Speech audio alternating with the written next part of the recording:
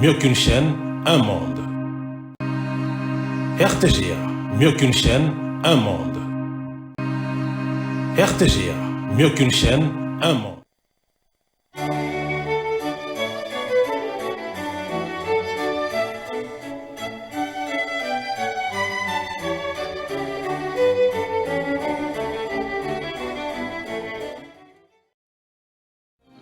Ce journal vous est offert par Tango Protection. Illico Cash, ma banque mobile.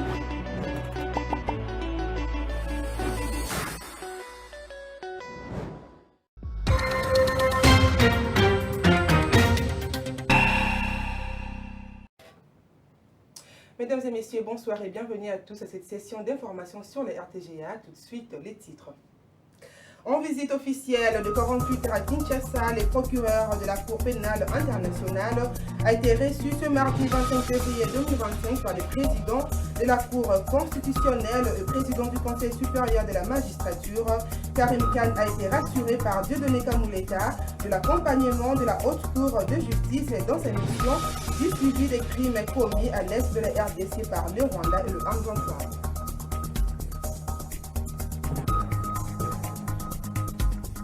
Et puis le gouverneur militaire de l'Ituri, le lieutenant-général Luboya Kachama Johnny, a échangé ce mardi avec le nouveau commandant force de la MONUSCO, le général Ulysse Demestika Gomez, sur l'évaluation des opérations conjointes MONUSCO et FARDC.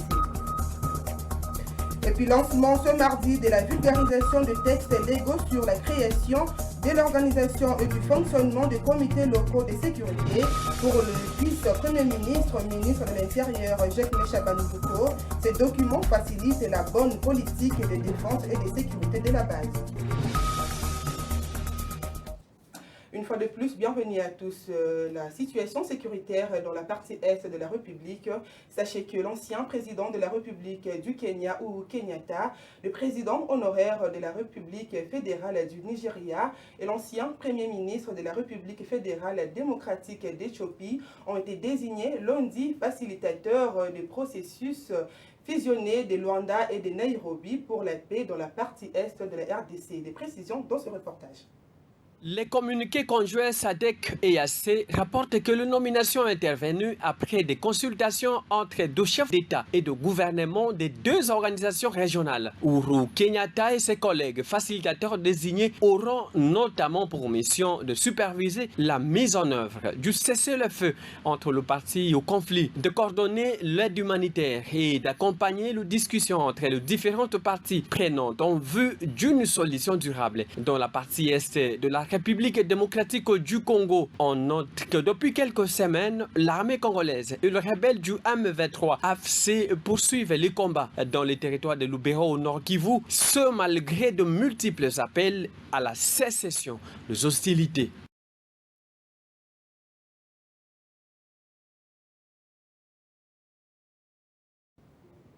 La RDC continue à enregistrer des victoires diplomatiques à travers le monde concernant la guerre d'agression dans sa partie orientale. L'Union européenne vient d'adopter des sanctions contre le Rwanda, exigeant le retrait immédiat de ses troupes de la RDC. Au cas contraire, d'autres sanctions plus dures lui seront imposées. 27 États membres ont suspendu l'accord controversé sur les minéraux conclus avec Kigali, ainsi que la coopération militaire avec le Rwanda. Une victoire est saluée par Alex Owelo, président national du cadre de concertation des droits de l'homme en République démocratique du Congo, qui demande à cet effet qu'un embargo soit imposé contre le Rwanda d'achat des armes. Suivez ses propos au micro de Elvis Ebama.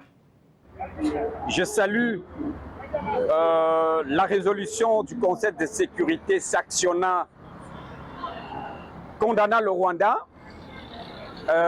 Cela après le sanction du Trésor public américain sur le ministre rwandais James Kabarebe et le porte-parole du mouvement armé terroriste M23 et AFC. Mais bien plus, nous comme défenseurs des intérêts des Congolaises et Congolais, nous exigeons du Conseil de sécurité des Nations Unies une résolution sanction dénommée résolution spéciale contraignante pour violation de la souveraineté de la RDC, violation de la Charte des Nations Unies, interdiction de l'achat des armes de guerre, c'est-à-dire l'embargo contre le Rwanda, interdiction de commerce de minerais de sang, suspension de tout le marché de l'or et du coltan par le multinational, ainsi que la révocation du secrétaire, de la secrétaire générale de l'Organisation internationale de la francophonie. Voilà en quelque sorte de résolution, sanctions que nous exigeons de la part de la communauté internationale, faute de quoi la population congolaise se prendra à charge et cela pourra occasionner des dégâts énormes compromettants aux valeurs de l'Organisation des Nations Unies. En séjour à Genève, où elle participe à la 58e session du Conseil des droits de l'homme, la première ministre Judith Suminwa a eu plusieurs échanges bilatéraux et multilatéraux. Objectif est solliciter l'appui de ses partenaires pour assister les populations du Nord et du Sud Kivu en vue d'une mise en place d'un couloir humanitaire. Des précisions dans ce reportage d'André Ikoma. La chef du gouvernement, Judith Suminwa Tuluka, a eu tour à tour des entretiens avec le secrétaire général de l'ONU, Antonio Guterres, le haut-commissaire aux réfugiés, Filippo Grandi, le représentant spécial de l'Union européenne en matière de droits humains, Olofa Skung, ainsi que le conseiller fédéral suisse aux affaires étrangères, Ignazio Cassis. Dans son plaidoyer, la chef de l'exécutif national a sollicité l'accompagnement de ce partenaire pour la mise en place rapide d'un couloir humanitaire pour sauver de milliers de personnes encore piégées dans les territoires occupés et d'autre part de faciliter le travail des humanitaires dans des zones de conflit. On veut d'assister le blessé et le déplacé alors que le besoin de ces couloirs humanitaires s'impose afin d'apporter de l'aide aux populations civiles et permettre aux travailleurs humanitaires de traverser les zones occupées en toute sécurité. Judith Suminwa regrette que dans leur stratégie, les forces rwandaises et leurs alliés aient choisi de bloquer l'assistance humanitaire. Pour sa part, le représentant spécial en matière de droits humains de l'Union européenne a promis leur soutien pour l'obtention de cette mise en place de ce couloir humanitaire. Le Premier ministre a insisté, bien expliqué la situation actuelle, y inclut la situation humanitaire très difficile. Oui, je crois qu'on est une des plus grandes donateurs humanitaires au monde. Et je suppose qu'on va faire tout ce qu'on peut faire pour améliorer la situation du peuple congolais dans la situation actuelle. On va appuyer tout effort pour améliorer la situation humanitaire. Même sentiment exprimé par le patron de la diplomatie suisse, Ignazio Cassis. Il y a crainte de la régionalisation de la crise si rien n'est fait, a soutenu Antonio Guterres. Je l'ai dit en titre, le nouveau commandant force de la MONUSCO séjourne en ville de Bunya-en-Ituri au cours d'un échange avec le commandant des opérations et gouverneur militaire de l'Ituri, le lieutenant-général Luboya Kashamadjoni. Le général Ulysse Demesquita Gomez dit venir évaluer les opérations conjointes à MONUSCO et FARDC dans la province de l'Ituri. Jolie Palmer, c'est quoi?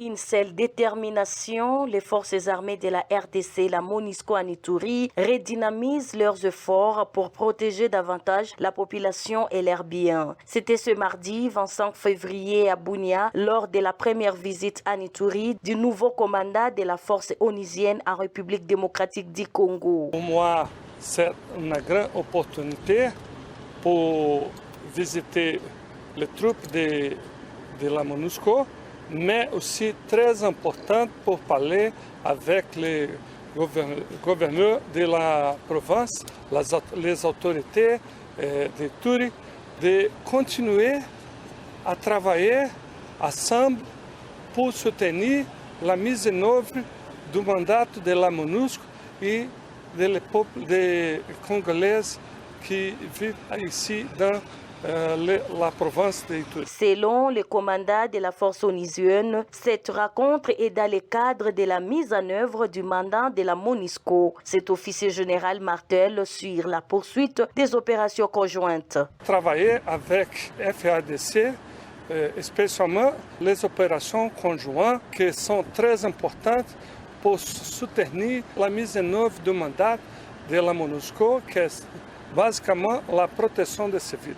Rappelons que la MONUSCO intensifie de patrouilles dans les territoires d'Ndjougou pour appuyer les forces armées de la RDC et dans la poche militaire et non militaire pour le rétablissement de la paix dans cette province à proie à l'insécurité.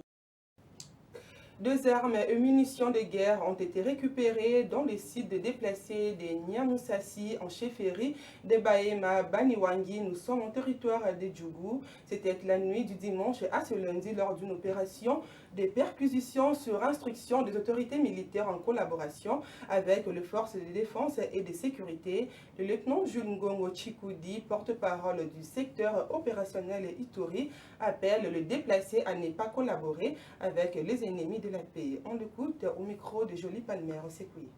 Nous demandons à toute la population, surtout aux déplacés, ne soyez pas le bouclier de ces gens qui constituent une menace sur la République et sur la population.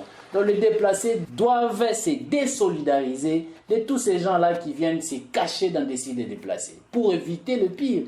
Mais grâce au professionnalisme de nos hommes, nous venons de récupérer ces armes sans incident, sans quoi, ni casse ni blessure.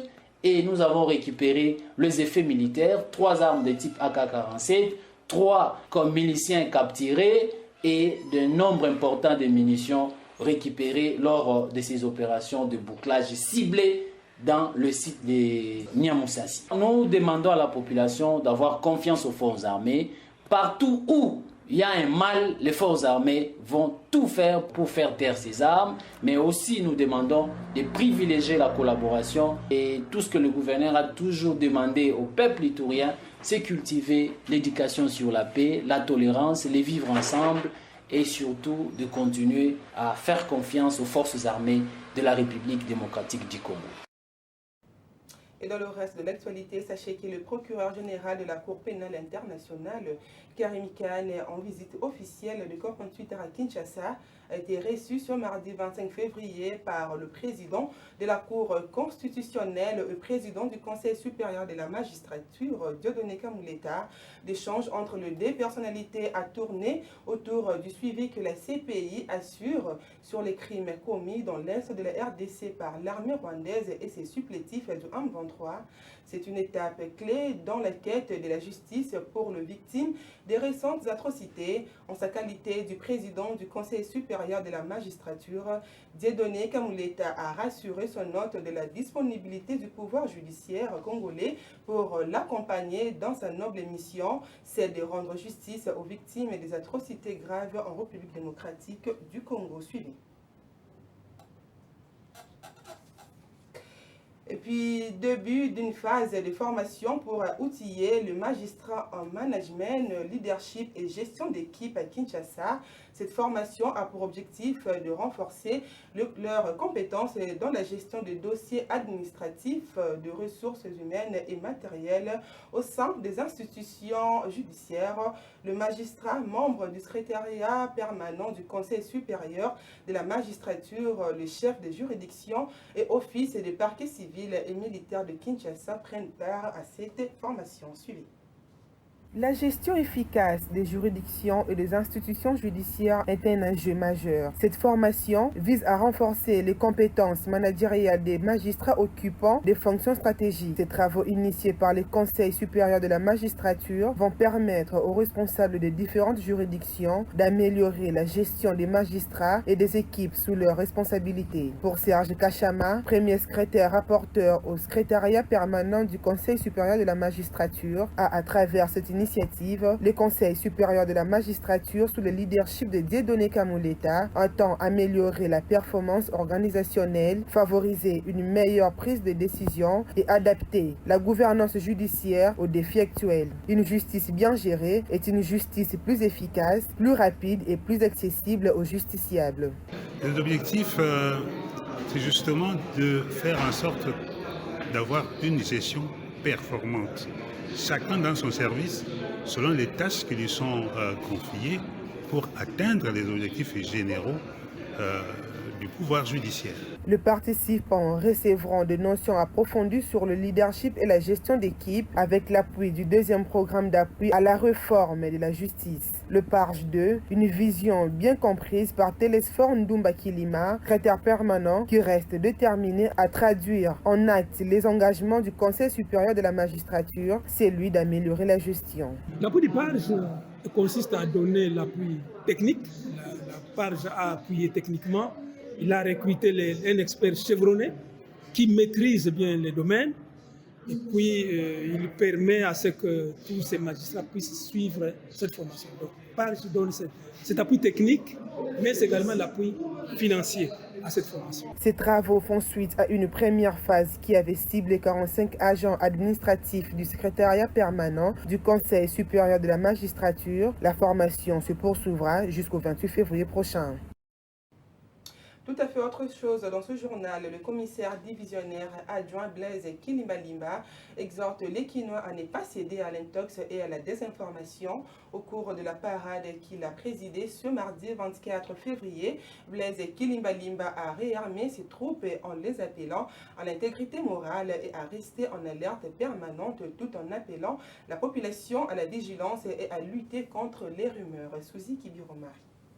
C'était au cours de la parade de réarmement moral de ces troupes organisée à l'esplanade du Palais du Peuple. Blaise Kilimbalimba a évoqué également plusieurs sujets, notamment l'interdiction des arrestations arbitraires par des faux agents se réclamant de la sécurité, les embouteillages causés par l'incivisme routier ainsi que des marchés pirates. Au cours de cette causerie morale, quelques mesures ont été prises par le chef de la police à Kinshasa. Il a commencé à appeler ses troupes au patriotisme, à l'intégrité morale et à rester en alerte permanente avant d'appeler aussi la population à la vigilance et à lutter contre les rumeurs. Le commissaire divisionnaire adjoint Blaise Kilimbalimba a invité les Kinoises et Kinois de ne pas tomber dans le piège de l'ennemi qui utilise aussi la guerre psychologique. Un avis de recherche a été lancé contre les auteurs de récentes rumeurs faisant état des présumés rwandais il y a quelques semaines au stade des martyrs de Kinshasa. Makambo ya biro 2 lelo a profité na psychose oyo ezali na este po aterroriser bato awa elakisa ke bato le gouvernement to pouvoir ezali incapable ya kosécuriser population na ye. Population omoni policier na méthode wana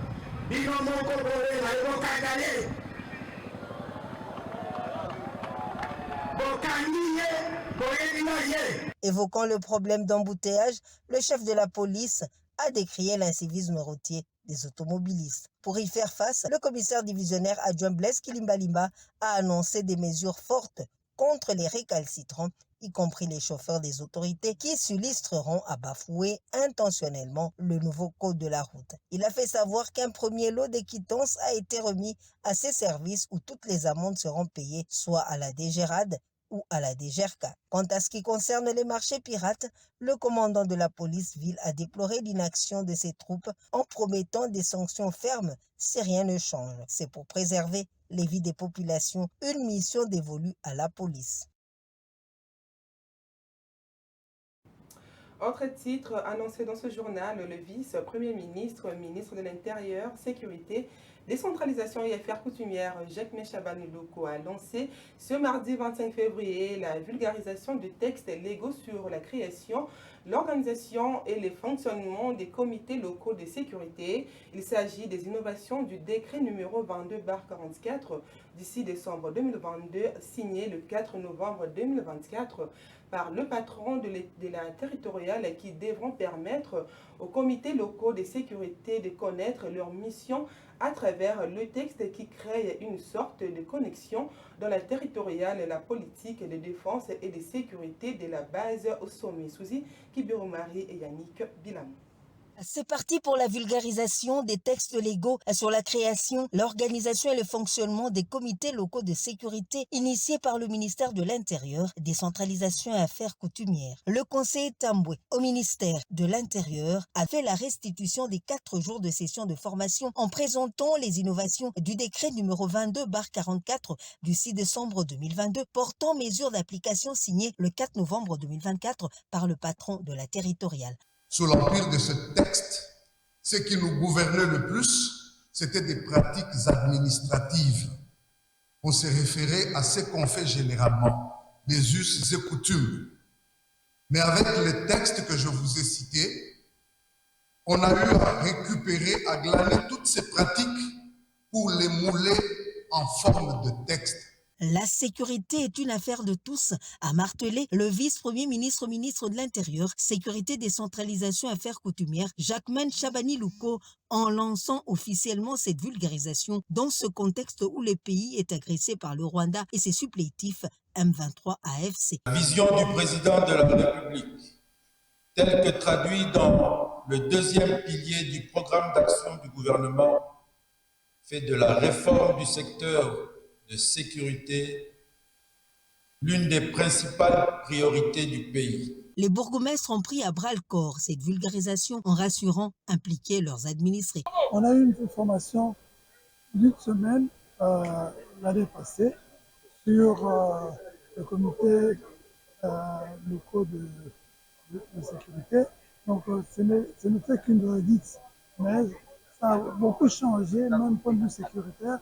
Dans ma commune, il y a eu beaucoup de changements. Les conseillers communaux ont salué l'initiative du ministère de l'Intérieur, car désormais, chaque partie prenante connaît son rôle. Nous saluons la mise en place aujourd'hui officiellement des comités locaux de sécurité et aussi les comités provinciaux. Ces comités locaux seront une grande réponse aux attentes de la population, à la sécurisation de la population au niveau de la base. Les personnalités présentes à cet événement ont reçu les textes réglementaires pour en faire large écho. Des nouvelles mesures sont envisagées pour mettre fin aux embouteillages et améliorer la circulation routière à Kinshasa. C'est pour atteindre cet objectif que le ministère des Transports, celui de l'Intérieur ainsi que les services qui interviennent dans la gestion de routes dans la Commission nationale de la prévention routière réunissent leurs efforts pour trouver la solution aux embouteillages. Une inspection s'est faite dans les grandes artères pour identifier ce qui bloque. Clarisse Ekokapalaya. Depuis près de 6 mois, la circulation routière à Kinshasa est perturbée par les embouteillages dans les grandes artères. Les usagers passent de longues heures sur la route à cause des bouchons. Malgré les efforts fournis par les autorités, la solution à ces problèmes peine à être trouvée. Les causes de cette situation sont multiples. Nous sommes nés à Kinshasa. Nous avons vécu sous le régime de Mobutu. Les constats et la proposition que nous faisons pour le gouvernement réussisse sa politique d'assainissement. D'abord, évacuer tous les garages pirates, ce qui est à la base de l'insalubrité dans la ville. Pour cet habitant de la capitale congolaise, c'est les sables extraits des caniveaux par les agents commis à l'assainissement qui causent des embouteillages sur la chaussée.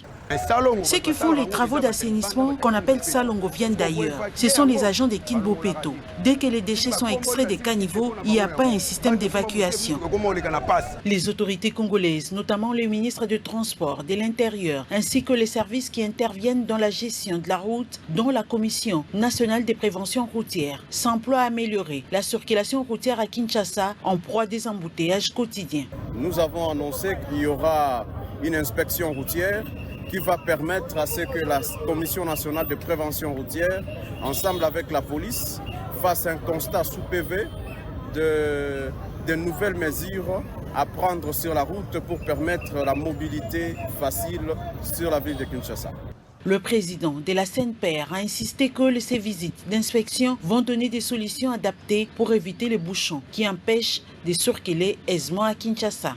En fait, l'objectif est que nous puissions constater les zones de conflit et gérer les conflits routiers. Donc après cette ronde, nous aurons un nouveau schéma de circulation. Cette inspection routière qui a débuté dans la commune de Kintambo se poursuit dans d'autres coins de Kinshasa qui enregistrent des embouteillages. À la fin, la CNPR va mettre en place des stratégies pour juguler les embouteillages dans la capitale congolaise.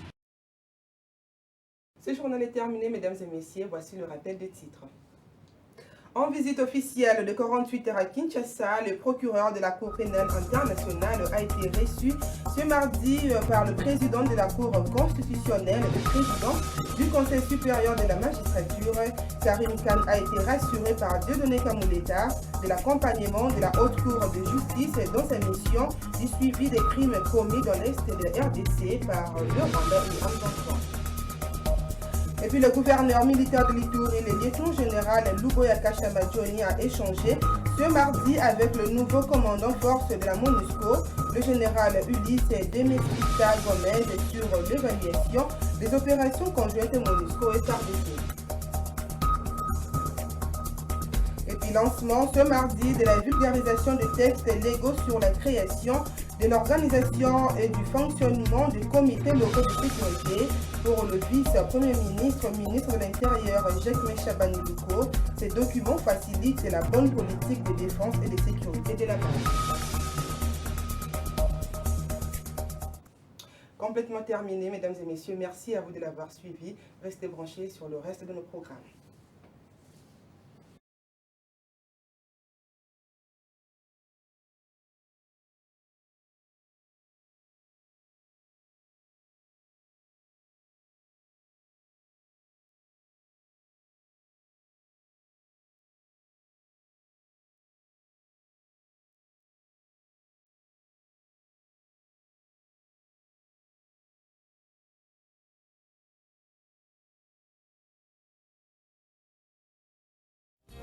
Ce journal vous a été offert par Tango Protection. Illico Cash, ma banque mobile.